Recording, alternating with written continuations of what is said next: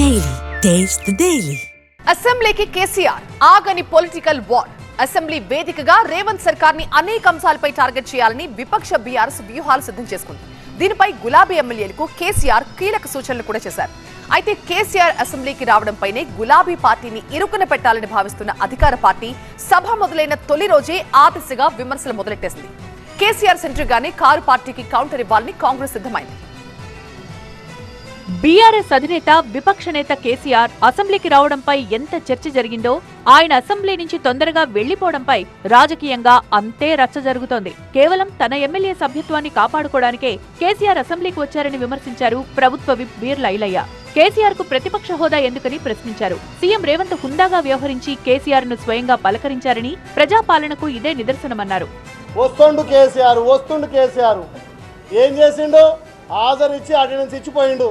అది కూడా ఆయన నెల జీతానికి ఆయన సభ్యత్వాన్ని కాపాడుకోవడం కోసం ఫామ్ హౌస్ నుంచి వీరుడు బయలుదేరి ఒక్క నిమిషం కూర్చున్నాడు, లేచి వెళ్ళిపోయిండు.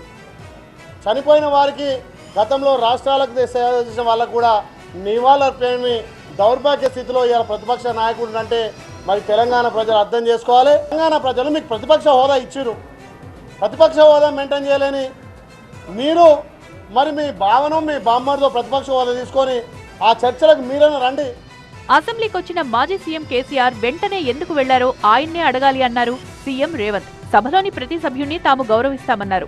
అయితే కాంగ్రెస్ విమర్శలను బీఆర్ఎస్ తప్పుపట్టింది. సభ్యులు సభకు రావడం వెళ్లిపోవడం సాధారణమన్నారు మాజీ మంత్రి జగదీష్ రెడ్డి. అసెంబ్లీకి కేసీఆర్ వచ్చారు వెళ్లారంటూ కాంగ్రెస్ దుష్ప్రచారం చేస్తోందన్నారు. ఎప్పుడేం చేయాలో కేసీఆర్ కు బాగా తెలుసన్నారు.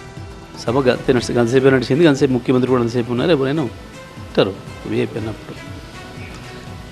ఆ సభలో ఏమైనా ప్రజలకు ఉపయోగపడే ఏమన్నా చర్చలు జరిగితే, అభివృద్ధి కొరకు సంబంధించిన చర్చలు జరిగితే ఉంటే వేరు. సభకు రావడం పోవడం సహజమైన విషయం, ఎవరైనా వస్తారు పోతారు. కేసీఆర్కు ఎప్పుడేం చేయాలో బాగా తెలుసు.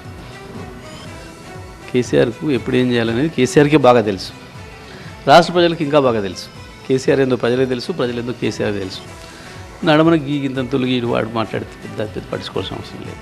కేసీఆర్ అసెంబ్లీకి రావడంపై బీఆర్ఎస్ వాదన ఒకలా ఉంటే, కాంగ్రెస్ మాత్రం మరోసారి ఇదే అస్త్రాన్ని గులాబీ పార్టీని టార్గెట్ చేసేందుకు ప్రయోగిస్తోంది.